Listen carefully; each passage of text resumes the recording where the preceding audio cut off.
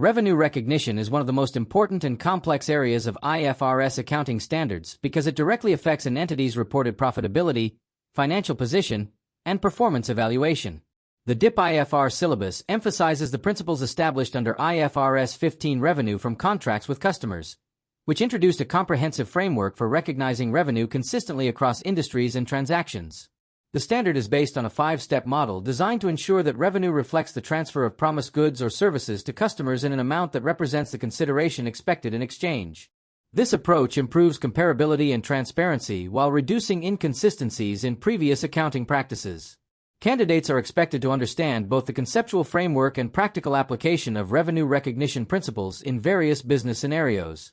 The first stage of the IFRS 15 model involves identifying the contract with a customer. A contract exists only when parties have approved the arrangement. Each party's rights and payment terms can be identified. The contract has commercial substance, and collection of consideration is probable. Once a valid contract is identified, entities must determine the distinct performance obligations within the agreement. Performance obligations represent promises to transfer goods or services that are separately identifiable and capable of being distinct.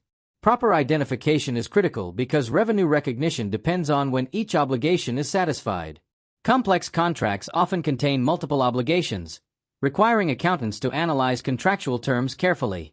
This process ensures that revenue reflects the actual delivery of value to customers rather than merely contractual arrangements. After identifying performance obligations, entities must determine the transaction price, which represents the amount of consideration expected in exchange for fulfilling contractual obligations. The transaction price may include fixed amounts, variable consideration, discounts, rebates, incentives, penalties, or performance bonuses. IFRS 15 requires entities to estimate variable consideration carefully using either the expected value method or the most likely amount method, while applying constraints to avoid significant future reversals. Once determined, the transaction price must be allocated to individual performance obligations based on their relative standalone selling prices. This allocation process ensures that revenue is recognized proportionately according to the value of each promised good or service. Accurate pricing allocation enhances faithful representation and improves comparability across financial statements. Revenue is recognized when or as performance obligations are satisfied through the transfer of control of goods or services to customers. Control may transfer at a point in time or over time, depending on the nature of the obligation and contractual arrangement.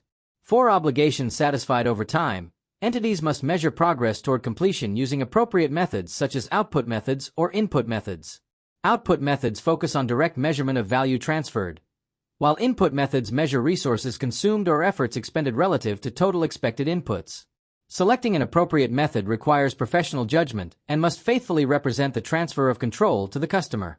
Consistent and reliable measurement of progress ensures that revenue reflects economic activity during reporting periods accurately. The recognition of contract costs is another important component of IFRS 15. Certain incremental costs incurred in obtaining or fulfilling contracts may be capitalized if they are expected to be recoverable. Examples include sales commissions, direct labor, materials, and other costs specifically attributable to satisfying performance obligations. Capitalized costs are subsequently amortized in a manner consistent with the transfer of goods or services to customers. However, costs that do not generate future economic benefits or are unrelated to contract fulfillment must be expensed immediately.